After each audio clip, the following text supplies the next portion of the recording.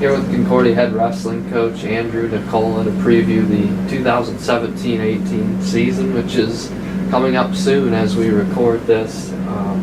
Last season you came on board not long before the year got started, and a coaching change that soon before the season could, be something that's disruptive for a team. But how did things work out as smoothly as it did for the program to kind of come together and win the GPAC again and have a guy in a national championship match? Yeah, I think what happened was the transition was made pretty smooth because we had a core class of seniors that just knew that the change was inevitable, and they accepted that, and therefore we excelled as a team, and we came together as a team. We had a common goal of being conference champions and being region champions, and no doubt in my mind at all that Saran and Ken both, even, but multiple guys on the team had the plan of being in the national championship. So we were definitely very proud, but I don't think Saran was surprised. It was your first year as a head coach. What are some things that you learned that's going to help you moving forward?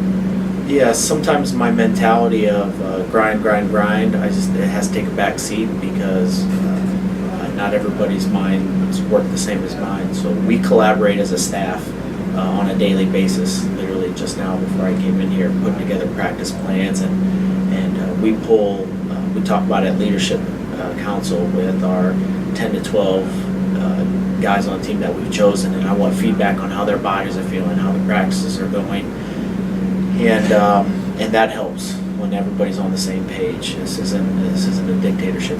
We have a common goal, and we need to come together and to make that happen. You mentioned the senior class being a big help to transition last year. Some of those guys are still around the program as coaches as well, but what are you going to miss most about that group? Yeah, well, to back up a little bit and make that a two-part question, all three of our All-Americans and Dimitri Smith, who's a four-time national qualifier on our coaching staff, that does dividends for our recruiting. I can tell every recruit that we have guys that just recently graduated that are in the room on a daily basis, let alone 3, 5, 7 All-Americans between them, and I don't even know how many national qualifications. So that helps a lot. We also have other people that graduated last year. Nick Bays comes in, Foster Bunce comes in, Cooper Bailey comes in, and they live all around the state and even country. So that's very important to us that class really loved Concordia enough that they want to be a part of it. What am I going to miss most? Their leadership, absolutely. We do have some great leaders on this team, but when you have a new transition like that and you have such a core group of foundation that accepts it, that makes my job much easier. Now it's up to some of those experienced returners now to fill their shoes a little bit. Start with Kurt Kalashevsky, who is a GPAC champion and a national qualifier last year. What was it about him that made him immediately successful as he transferred and got here to Concordia? Yeah, I think that's it's actually an interesting question because, truth be told, I'm not sure that he was immediately successful. He struggled a lot first semester and was trying to put some things together. That guy, we call him Kirk Smash for a reason. He just knows one speed and it's hard. So his daily grind that he put in, the extra work that he put in, early January at national duels he was getting beat up, and then come nationals he was beating those guys that were beating him at national duels, top ranked guys in the country at nationals. So when he won conference, it was in regions, it was a little bit of a surprise for probably everybody in the conference except us, because for some reason the month of February he just decided he was tired of losing, and he didn't change anything up, he just continued working. So his work ethic, he's like a silent leader in the room. He doesn't yell a whole lot, he doesn't holler at people, he just goes and he leads by example. Two other returning national qualifiers are Josh Nelson, Alexander Reimers. What can you say about their progress since a lot of us last saw them in March at the national championships? And Josh in particular, I think you're going to notice a size difference. He put a good summer in the weight room, and that's going to pay dividends because he was a decent size but undersized 184-pounder.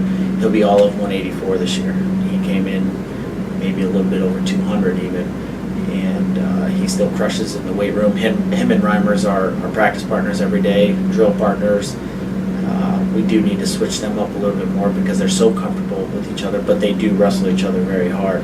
Reimers actually had a great summer in that he didn't come in quite as heavy last year.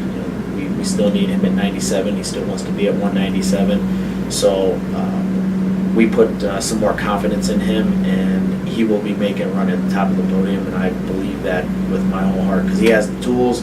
We just got to make sure it's in his head. I know 125-pounder Giovanni Castillo is a guy with a lot of potential. What does he have to do to from now until March to kind of realize that potential? Yeah, Gio's going to start the season, at least at minimum, start the season at 133. He is an incredible athlete. That's really what it boils down to.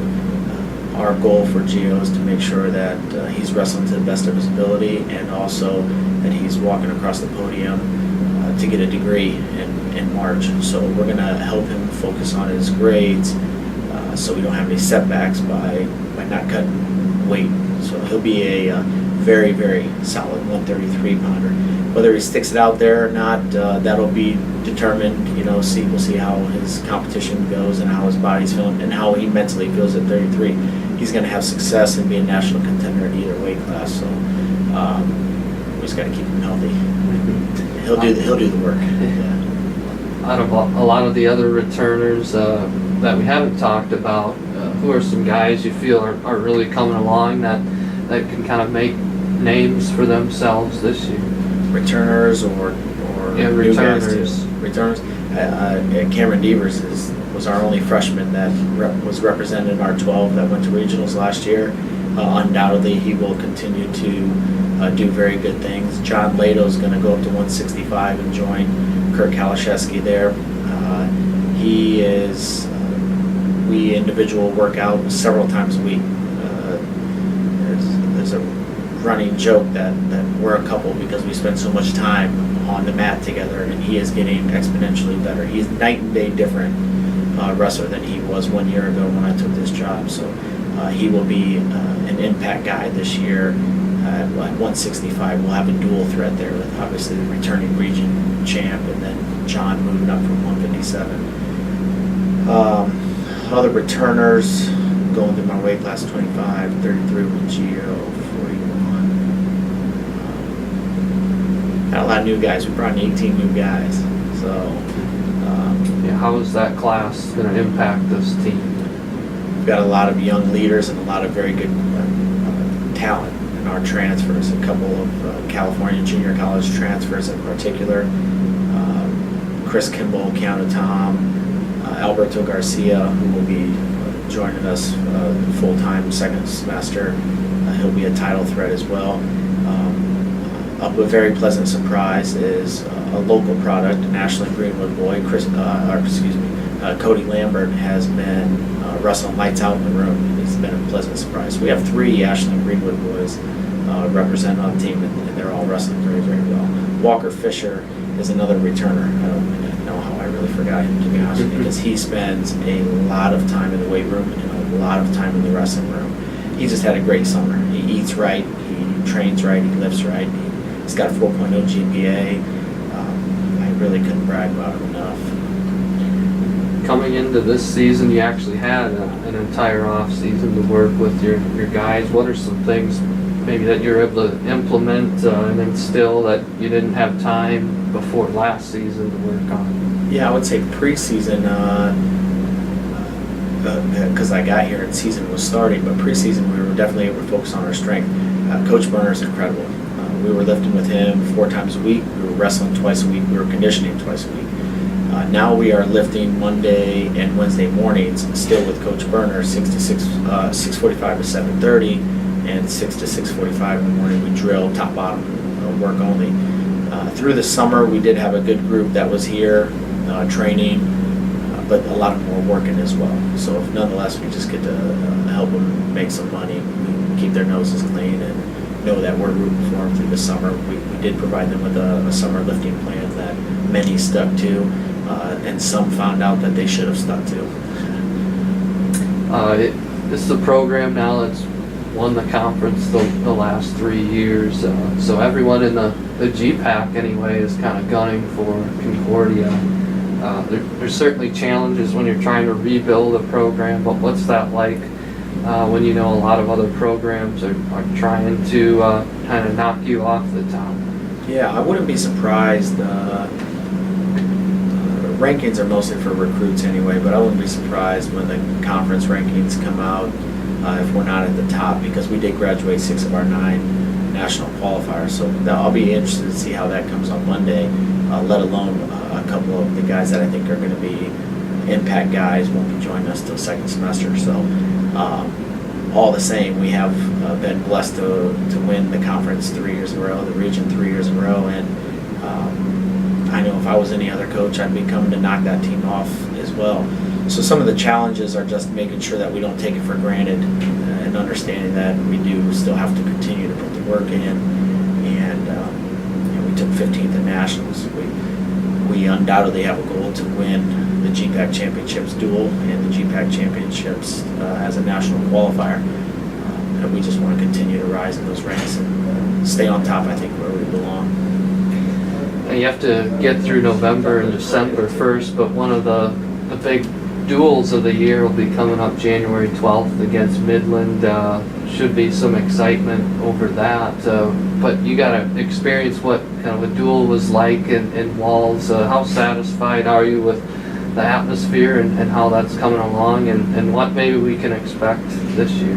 Yeah, I love it. I think it all starts with the excitement from our announcer. Pastor Matthias gets the crowd pumped up. We have a couple of things that off the top of my head I think about. Saran's music always pump people up, and winning pump people up. It definitely puts butts in the seats when the team is successful. And we do a lot of things. We try, just like any team in Concordia, do a lot of things with the community. So the community support for Concordia Athletics in Seward is incredible. Probably my favorite was Hastings. Of course, we clinched the third GPAC duel, but we had 500 and 600 people there, and it was an electrifying crowd. The team that was coming in to beat us and didn't quite work out in their favor. The guys wrestled lights out on senior night. But this year, as always, I can promise that the guys, you're going to see best effort, relentless wrestling. That's just the way the Bulldogs are going to wrestle. I know ultimately you'd like to move up and be a trophy team at national championships. In terms of kind of developing the right culture and getting the right guys in, how close do you feel the program is getting towards reaching that type of goal? Yeah, we believe in focusing our lives on 3 things within Bulldog wrestling, and that's academics, athletics, and our social life. Our guys are game. They do volunteer things. We joined Grant's gang and went to the Walk for Down syndrome, and we've helped move some people from house to house and some businesses locally. Academically, we're the only team in the country that had 5 NWCA Academic All-Americans. We were a scholar team. All of our guys putting in the work at the study tables and in the classroom. So athletically, we have won conference and region a few years in a row, and we will continue to rise in the national ranks. But we're on our way. We're recruiting the right kind of guys that are buying into the academic, athletic, and social excellence that we're going to demand of them. No speed round? You want to go through these? Let's favorite superhero. Flash. Well, this for Kirk was who is the teammate that makes him laugh the most, but what guy on the team makes you laugh the most? Calhoun. And that's Coach Calhoun. That's not even the guy. The guy's just funny. Well, how about your hometown? What do you miss most about Fort Wayne, Indiana? I miss my nephew Alexander and my niece Brianna. What's the most difficult thing about adjusting to Nebraska? I know you were in California before. Is it the weather or the food? I would say the food, because the first time I had things like sushi and those things was out on the coast. So sushi in Nebraska is not the same as sushi in California. Neither is Mexican food. Yeah, yeah. Who's a famous athlete or celebrity you'd like to meet? Joe Montana. What was your favorite sports team or athlete growing up? Joe Montana was, because I played Pee Wee football for the Kansas City Chiefs right about the time that he got traded from the Niners to the Chiefs in '95. So I never. You want some of the same questions Kirk had? You can ask me whatever you want. We'll just see if Kirk and I are on the same page here. Are you more afraid of snakes or spiders? This was what you asked Kirk. That's one of the lightning round. Okay, yeah. Snakes. All right, It was a lightning round? Yeah. I'm all about this lightning round. You didn't do this with me Well, last some year. of them are like favorite class too. Okay, I'm only in one, so business ethics. Yeah, that's all. So I took up wrestling because football I kept getting hurt. I was too little.